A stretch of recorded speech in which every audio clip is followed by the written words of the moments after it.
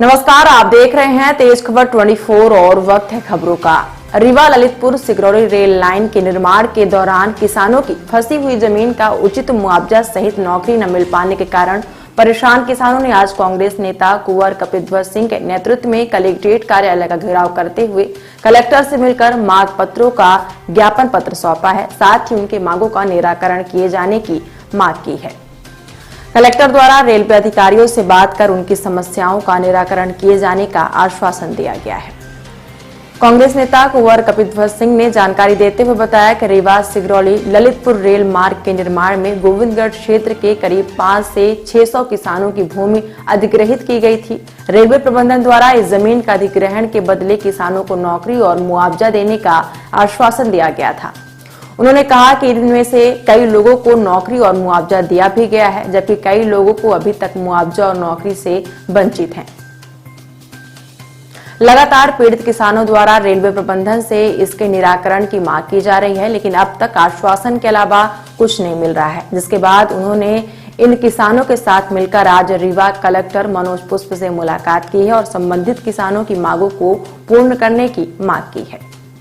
वहीं किसानों ने कहा कि अगर उनकी मांगों का जल्द ही निराकरण नहीं किया गया तो वह अब आत्मदाह तक जैसे कदम उठा सकते हैं और बड़े आंदोलन की राह भी अपना सकते हैं।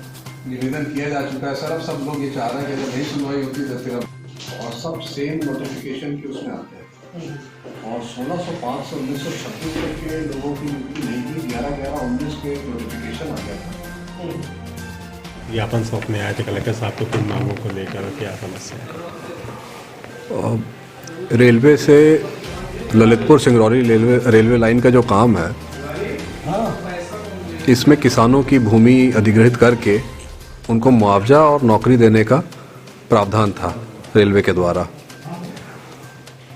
और लगभग 5 से 600 युवाओं को रोजगार मिलना था। उसमें आधे लोगों को मिल गया रोजगार, परंतु 11/11/19 को एक नोटिफिकेशन आया जिस कारण से आधे लोग रोजगार से वंचित हो रहे हैं, जबकि ये सब पूर्व से एलिजिबल थे और 11/11/19 के पहले के इनकी नियुक्तियां और स्वीकृति हो चुकी थी। स्वाभाविक न्याय है कि जो नोटिफिकेशन आते हैं उसके बाद से वो लागू होता है और ये सब उस नोटिफिकेशन के पहले से एलिजिबल थे। तो हम लोगों की यही मांग है कि सबको उस नोटिफिकेशन के पहले जो एलिजिबल थे उनको उन्हीं शर्तों पर नौकरी दी जाए और यदि नहीं दी जाती है तो आने वाले समय में हम लोग सब लोग अनशन करने के लिए मजबूर होंगे, रेल रोकने के लिए मजबूर होंगे और आने वाले समय में गोविंदगढ़ रेलवे स्टेशन का उद्घाटन होना है तो और उससे पहले यदि नौकरी नहीं मिलती है तो हम लोग रेलवे रोकने का प्रयास करेंगे। सर ये बहुत सही बात जी, कलेक्टर साहब ने आश्वासन दिया है कि रेलवे विभाग से बात करके स्थिति से हम लोग को अवगत कराएंगे। यदि स्थिति संतोषजनक होती तो अच्छी बात है, अन्यथा आंदोलन का मार्ग हम लोग अपनाएंगे। सर ये हतोत्साहित दिख रहे हैं, सब ये बोल रहे हैं कि हम आत्मदाह तक कर देंगे अगर यदि हाँ सही बात है। तो मतलब कैसे आप इसको मतलब वहाँ तक पहुँचा पाएंगे, इनको न्याय मिल जाए? देखिए, न्याय पाने के तो कई माध्यम होते हैं और सरकारी व्यवस्था से तो हम लोग लगभग हताश हैं। पिछले 5 वर्षों से हर संभव प्लेटफॉर्म पे अपनी बात रखी गई है, परंतु अभी तक कोई न्यायसंगत सुनवाई किसानों की नहीं हुई है। किसानों के पास सीमित भूमि है, वो भी रेलवे से अधिग्रहित हो गई और नौकरी का झांसा देके लोगों को घर बैठा दिया गया है।